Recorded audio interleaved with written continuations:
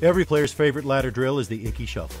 This drill is fairly advanced but can be broken down into a simple 3-step count that goes in, out, and up. The foot that is in the ladder will move up to the next box as you push off to the outside foot. If you are learning this drill for the first time, be sure to move slowly and use the 3 count in your head. In, out, up. Or 1, 2, 3. Get the steps down before increasing your speed or adding any variations. Remember, as fast as you can, under control. This might mean walking through the steps until you know the routine. Now I want to talk about going slow to quick. So I'm going to teach you a move here. This is called an Icky Shuffle. You've probably seen it before. All you're going to do is you're going to go line, line, off, line, line, off, line, line, off. That's all the demonstration I'm going to do. Go.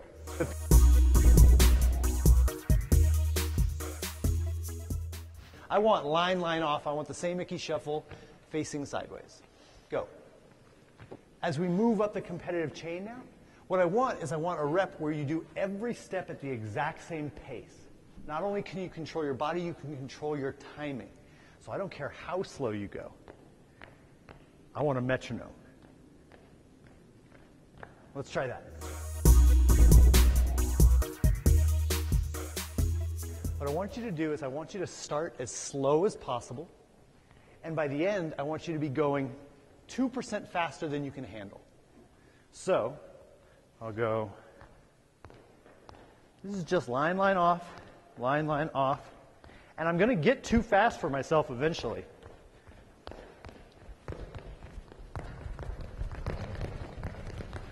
And at some point, I'm going to break down. Give yourself that moment. Let's go slow to quick. This is a classic productive failure where you bring your body to a failure point. It doesn't know how to handle it. And maybe your next rep, you're like, oh no, we're going too fast. I got that step. I got that one. Okay. And then you break down. And your body gets chances to make a productive failure that it can learn from. Another way to do that is to drop into the motion. So a little bit like a bike going down a ramp. I'm going to do an Icky Shuffle on this green line, and I'm going to drop into it. I'm only going to go for 4 or 5 steps because that's that quick moment, so I'm going to go. And that gives me a chance to, okay, I'll jog it out. I'll drop in and try that. Let's try a couple of drop-ins going out. Try to give yourself an overspeed moment.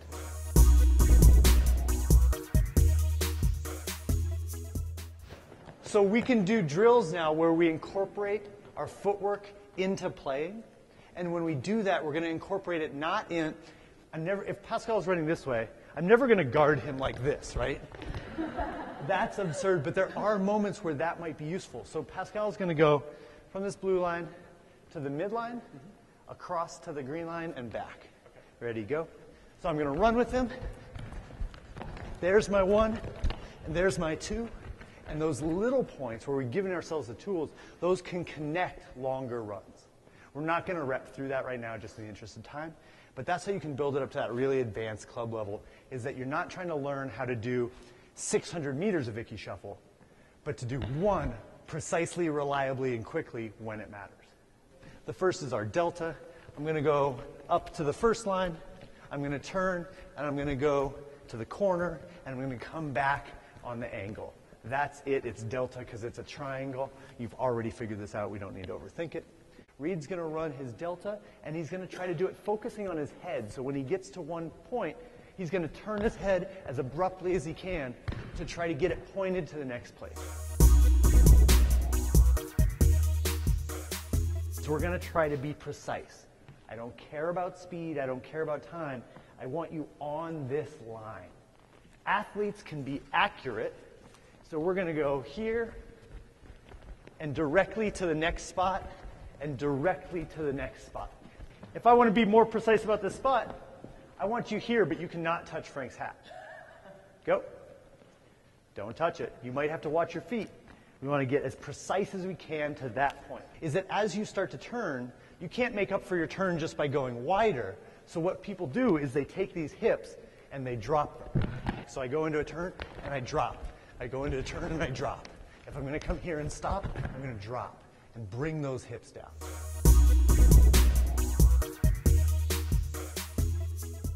So when Ashley goes to this point, we're not going to get her to jump out here and stab one foot, right? That's putting in money to an account that's going to pay off with an ACL tear someday. What we want is 4 or 5 ground contacts right there. So if I'm going through this first one, I'm going to try to hit it. And I'm going to come out. See, I have to drop. I'm touching the ground. Actually, now, one of the things that's nice about this is that if Franzi's guarding me, and I go to that line and say I'm going to come back, if I'm running and she's running with me and I go for one of these big power stops, as soon as I'm here, she knows what I'm doing, right? This is very clearly a one-leg peg down, and I'm coming back. You can guard me this time. We'll go a little bit faster. I'm more versatile if I can touch the ground. So if I come in here and she starts to turn, I can keep going.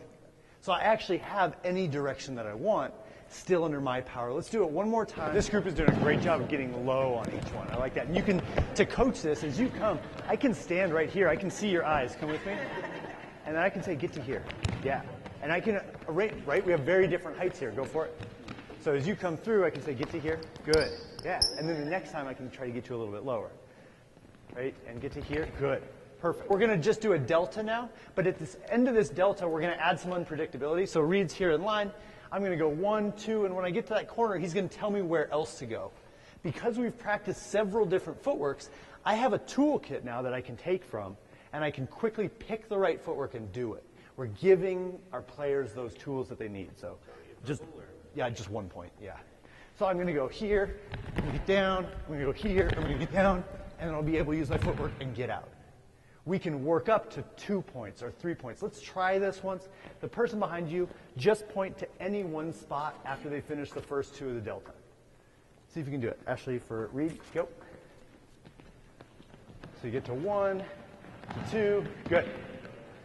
Good.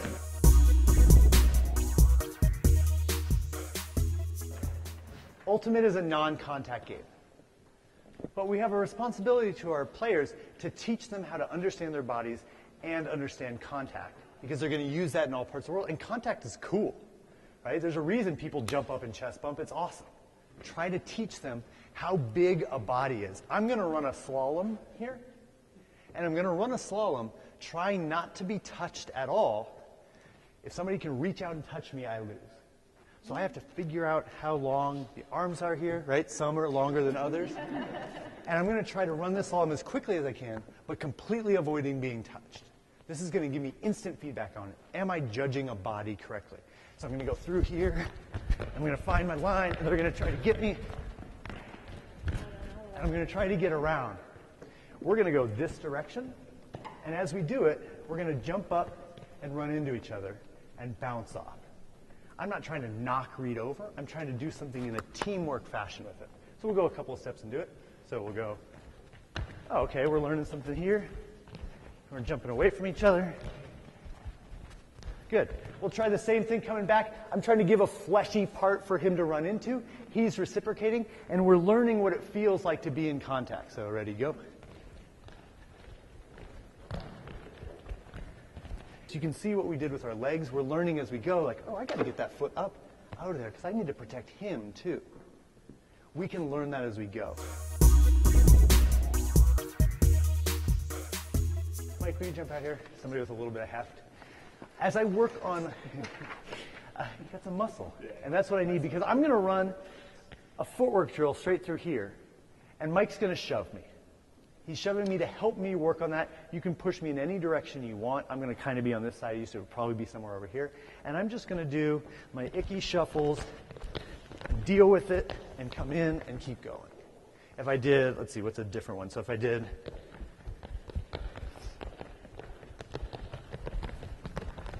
there I'm resetting, and I can go into that next pattern. I'm not angry at Mike, but contact is a natural part of me figuring out my footwork. So I can go a little bit, I'm going to do skipping here. And so I'm coming through, and I'm just getting a little bit, and I can keep going. And you'll notice that, you can give me a fair shove here. You'll notice where I react to it is within my body. So my legs are here. I'm not so freaked out by the contact that I throw one leg out to save me. That's a bad spot. I take that shove, though, and I can be here and get back to that athletic position.